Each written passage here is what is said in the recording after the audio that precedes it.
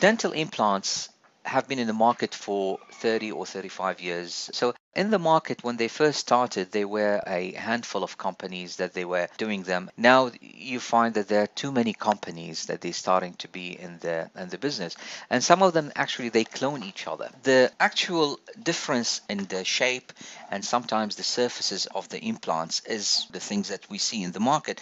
But in reality, there's also differences in techniques of putting implants. Some of the techniques involve doing it without raising a flap, like we call it punch techniques, or some of them with raising flap, which I favor, because when you raise a flap, you see what the bone is. Because no matter what, with all respect to our clinical judgment and x-rays, you have to see what's going on. So I believe that when you raise a flap, you see exactly what you're doing. So a lot of companies, they come up with techniques about punch or about doing guided implant surgeries, which is great. It's very promising, and I think that's the way. But I still believe that you have to know how to raise a flap and know exactly how the bone is, because sometimes you need to do that as well. So this is very important. Products, as I said, are different. Every company come up with a different kind of surface or a different kind of abutments to make things easier and make things last longer and has a longer and longevity. But in reality, most of the implant works if things are well prepared, if it's in the hand of the good dentist who assesses things, who knows exactly what he's doing. And that's why the experience is important. The implant technology is always changing, so there's always new things coming to the market. Always there's a new techniques that can make the procedure easier and more affordable as well.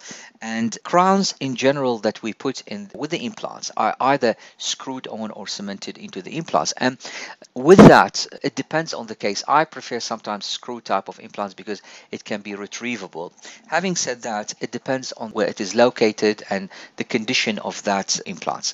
The other thing with implants is that implants come in different sizes depending on the limitation of the bone width and height in there. So they come in different diameters, and so we have, for example, wide, regular, and smaller diameters. And even nowadays we have also what we call mini implants. And mini implants are implants that are less than 3 millimeters in diameter.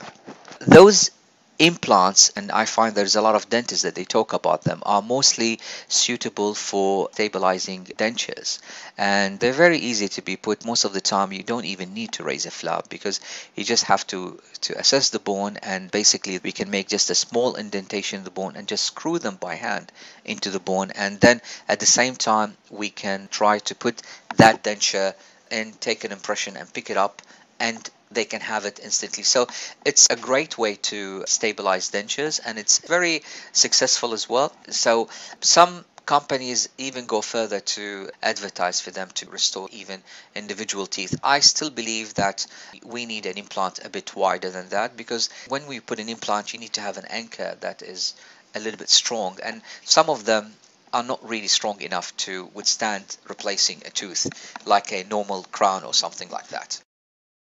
After we assess the patient, it's very important we raise a flab. And a flab meaning is that we make a cut in the gum, and then we reflect it very gently. So you can see the jawbone exactly, and that will give you an idea about diameter of the bone in there, and it gives you a vision of what you're doing, and that can help a lot in assessing the position and the diameter of that implant to be put in there, and makes things less problematic as well.